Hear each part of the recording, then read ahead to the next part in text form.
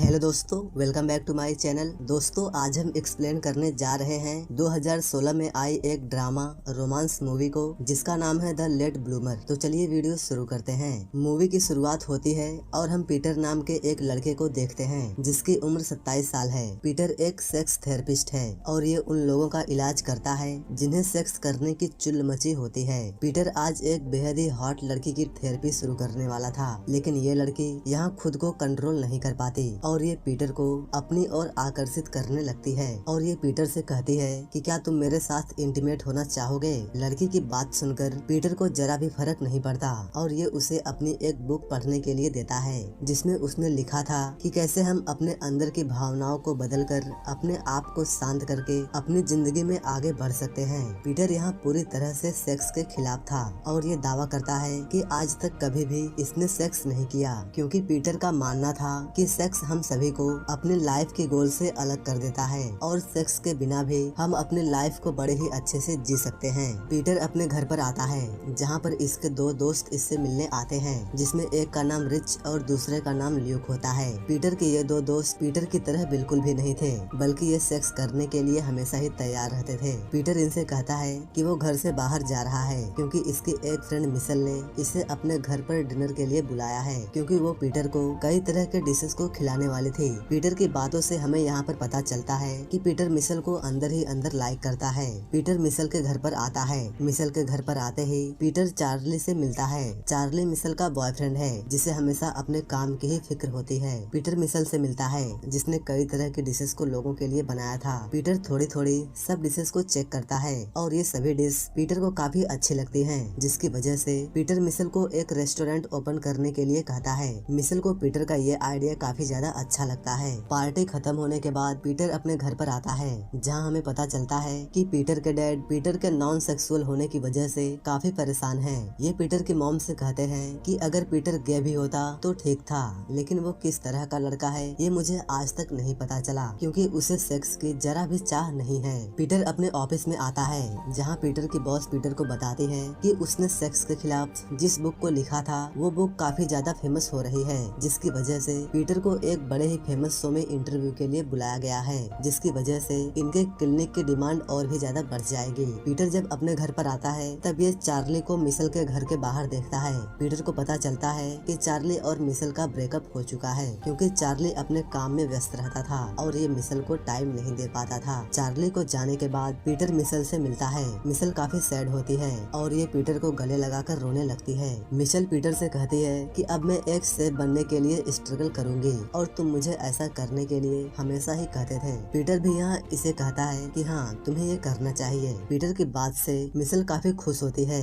और ये पीटर को किस करने लगती है। पीटर सेक्स के खिलाफ था, इसलिए इतना सब कुछ होने के बाद भी पीटर को कुछ भी फर्क नहीं पड़ता और इसे ये अजीब लगता है, जिसकी वजह से ये मिशेल को सॉरी बोलकर यहाँ से निकल जाता है। यहाँ हमें पता चलता है कि पीटर को कभी कभी सिर दर्द भी हुआ करता है। अब ऐसा क्यों होता है ये आपको आगे मूवी में पता चलेगा। अगली सुबह रिच और ल्यूक पीटर के पास आते हैं और ये उसे अपने साथ बास्केटबॉल मैच खेलने के लिए लेकर जाते हैं। बास्केटबॉल मैच खेलते समय एक प्लेयर पीटर के बॉल पर बॉल मार देता है, जिसकी वजह से पीटर यहाँ पर बेहोश हो जाता है। रिच और ल्यूक जल्दी से पीटर को हॉस्पिटल लेकर आते हैं, जहाँ पर पीटर को फिर से सिर दर्द होता है, जिसकी वजह से डॉक्टर पीटर के सिर का सीटी स्कैन और MRI स्कैन करते हैं। डॉक्टर जब यहाँ पीटर के बॉल चेक करते हैं तो उन्हें पता चलता है कि पीटर के पास बॉल नहीं बल्कि दो छोटे छोटे कंचे हैं, यानी कि इसके टेस्टिकल नॉर्मल साइज से काफी छोटे थे और इसी वजह से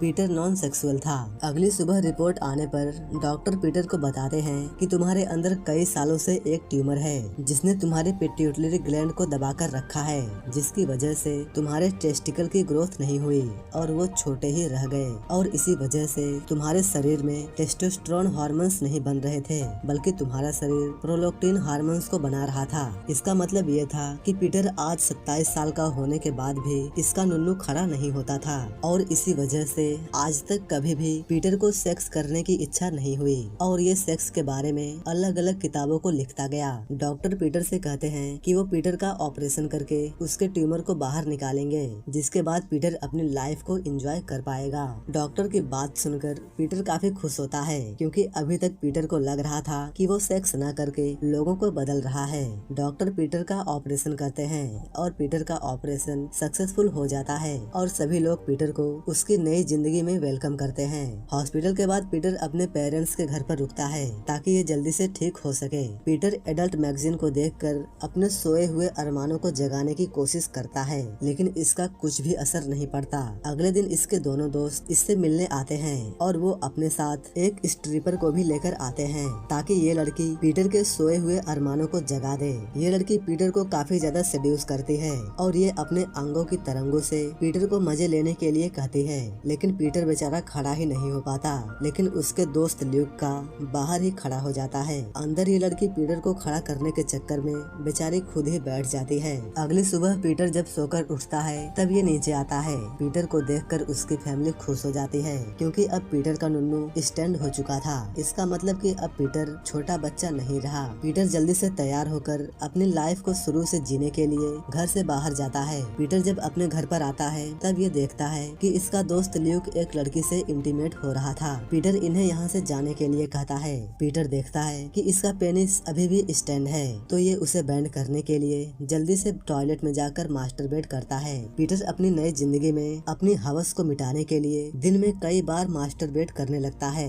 एक दिन मिशेल पीटर से मिलती है और कहती है कि ये एक कुकिंग चैलेंज में हिस्सा लेने जा रही है और अगर इसने उस चैलेंज को जीत लिया तो इसे लॉस एंजल्स के एक बड़े रेस्टोरेंट में काम करने का मौका मिलेगा और ये वहाँ से अपने शेफ बनने की शुरुआत कर सकती है। इसलिए अब ये कुछ दिनों तक बाहर ही रहेगी। ये सुनकर पीटर को अंदर से तो काफी दुख होता है, लेकिन ये उसे दिखाने के लिए वो एकदम से खुश हो जाता है। पीटर जब ऑफिस आता है तब ये अपने एक पेशेंट से मिलता है। अपने पेशेंट की बात सुनकर पीटर को सेक्स की उत्तेजना होने लगती है, लेकिन इसे कुछ चिड़चिड़ापन भी होने लगता है। पीटर डॉक्टर के पास आता है और पूछता है कि इसके साथ ऐसा क्यों हो रहा है और इसे सेक्स को लेकर इतनी उत्तेजना क्यों हो रही है। इस पर डॉक्टर इसे बताते हैं कि तुम्हारे अंदर टेस्टोस्टेरोन हार्मोन्स 15 साल बाद बनना शुरू हुए हैं, इसलिए ये सब तुम्हारे शरीर में इतनी तेजी से हो रहा है। मतलब कि तुम्हारा तोप अब कहीं पर भी फायर होने के लिए तैयार है और तुम्हारे शरीर में टेस्टोस्टेरोन हार्मोन्स को बनना देरी से शुरू हुआ है, इसलिए तुम्हारे अंदर कुछ साइड इफेक्ट भी होंगे, जैसे आवाज भारी होना, चिड़चिड़ाहट होना, सेक्स की उत्तेजना जैसी समस्याएं। लेकिन तुम घबराना मत, सब ठीक हो जाएगा।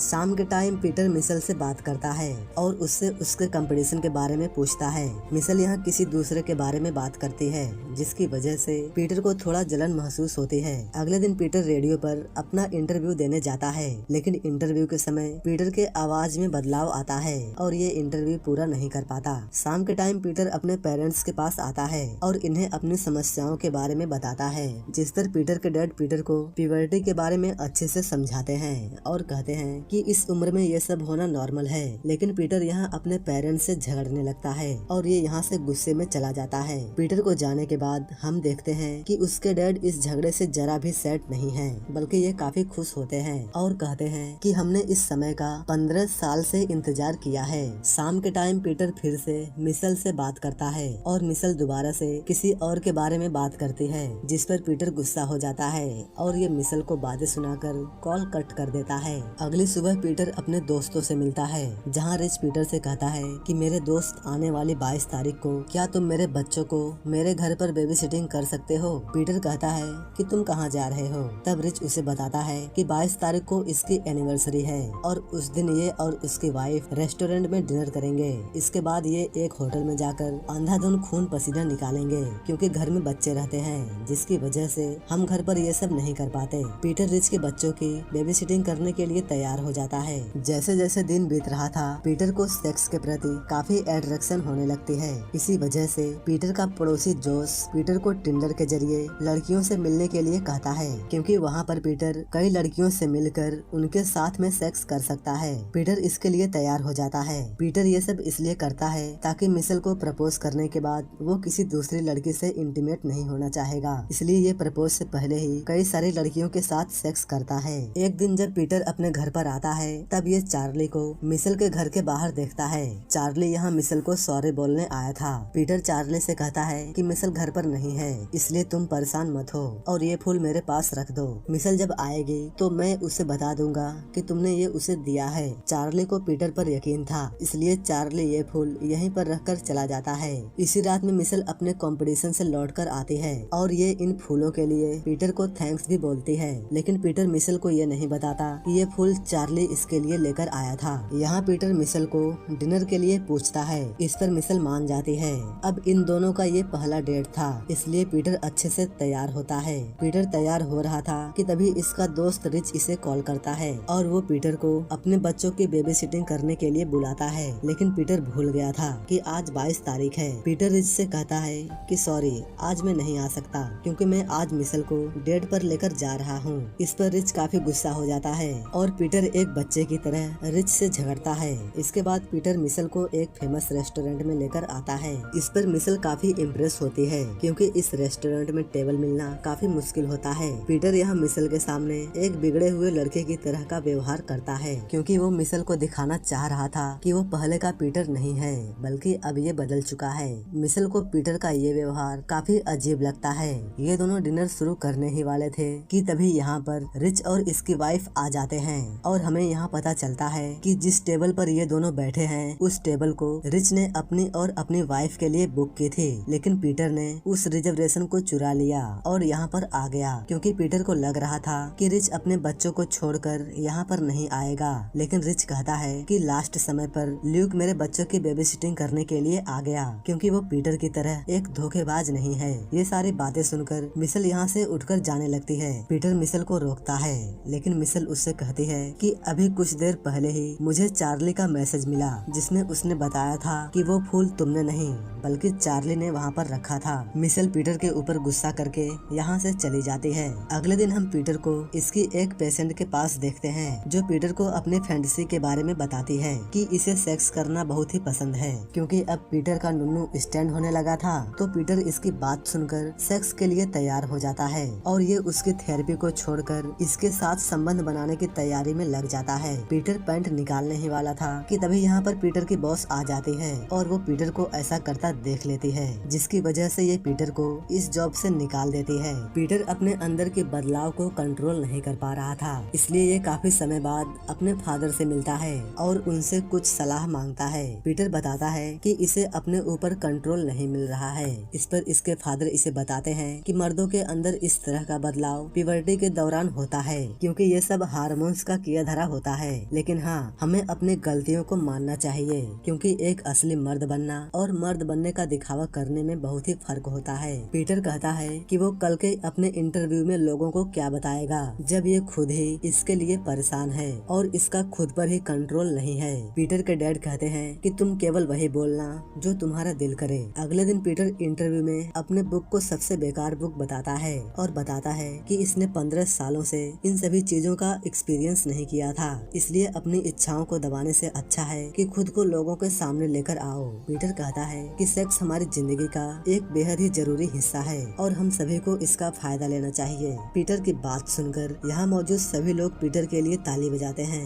पीटर रिच के पास जाता है और ये उससे माफी मांगता है। रिच पीटर को माफ भी कर देता है। इसके बाद रिच और इसकी वाइफ पीटर को मिशेल के पास जाकर उसे सारी सच्चाई बताने के लिए कहती है और कहते हैं कि वो तुम्हें जरूर पसंद करेगी। इसके बाद पीटर रिच और ल्यूक के साथ मिशेल से मिलने आता है। मिशेल यहाँ चार्ली के साथ होती है। पीटर यहाँ सभी के सामने अपने ट्यूमर और लेट प्यूबर्टी की वजह से हुई मिसअंडरस्टैंडिंग के बारे में सब कुछ बता देता है। पीटर की बात सुनकर मिशेल को इस पर काफी ज्यादा प्यार आने लगता है और ये पीटर के पास आ जाती है और चार्ली बेचारा यहाँ से चुपचाप चला जाता है। मिशेल और पीटर एक साथ ही यहाँ पर किस भी करते हैं। लास्ट सीन में हम पीटर और मिशेल को एक साथ में देखते हैं। मिशेल अब प्रेग्नेंट थी। पीटर यहाँ टीनेज बच्चों को पढ़ा रहा था और अब पीटर ने प्यूबर्टी के ऊपर एक सेपरेट बुक भी लिखी थी और ये मूवी यहीं पर एंड हो जाती है।